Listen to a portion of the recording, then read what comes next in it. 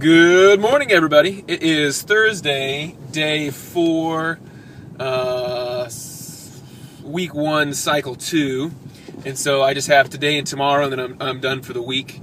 Feeling all right today. A little groggy, a little nauseous, but ate a big breakfast and am on my way in for the day for my appointment. So should be good. Yesterday I spoke with my doc for a little bit. Didn't have an appointment, but he swung by and just kind of updated me on my lab results from the previous day and said that my beta HCG is now down to 0, and the previous week it was at 3. So within 4 weeks it's gone from 96 to 0. So that's really good.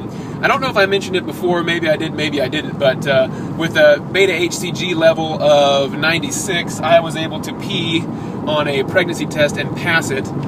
So that's a similar hormone that women have an elevation of when they're pregnant. But when women, it can get up to 800,000 or something. I don't know the specifics of that or whatever. So, but anyways, my level was I think of around a 4 to 6 week along pregnant lady. So I'm happy to be back at a 0 again. That's always comforting to know that I can't be pregnant at the moment. So anyways, that's kind of fun fact. If I haven't shared that yet, then you can make of that what you will. So that's the cancer humor in there somewhere. But anyways, I had a few people ask a couple questions over the past couple days in terms of why do I still have my eyebrows but nothing else, and if I'm going to need to have surgery after my chemo treatment or not. And I do still have eyebrows.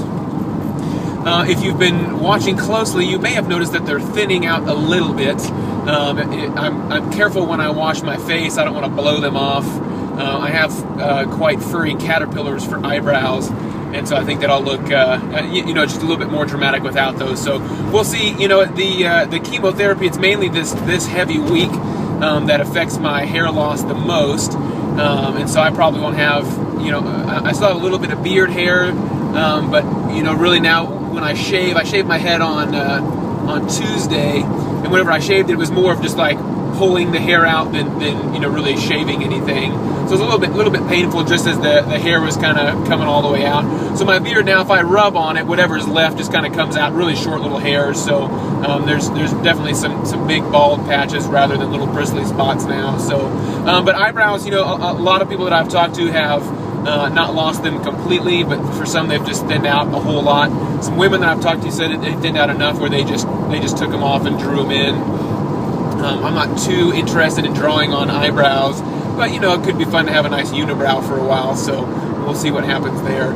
If I pluck one, it hurts. Not that I'm plucking just for fun, but that lets me know that at least they're still more connected than elsewhere. Because if I get tweezers and pick out a beard, or if I find a stray hair up on my head or something, or on my chest or my armpit or my belly, those hairs just pull right out with no pain whatsoever. So again, that might be too much information for you, but that's okay because that's what this is. So you still have my arm and leg hair, but that's pretty much all that's left.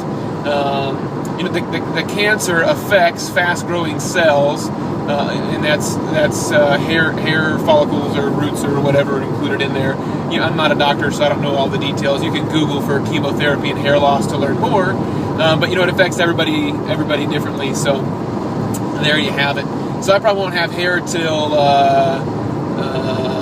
I don't know, 2 or 3 months after my last cycle, and they say that it can grow in different for the first couple of months. So who knows? I might have like black curly hair, or red straight hair, or just funny looking hair. So I might keep it short for a while. But in regards to surgery, I don't know how much you guys have been keeping up with my previous cancer stuff, but I was originally diagnosed 3.5 years ago with stage 1 testicular cancer, and my tumor was 95% seminoma and 5% teratoma, which basically just means two different types of cancer.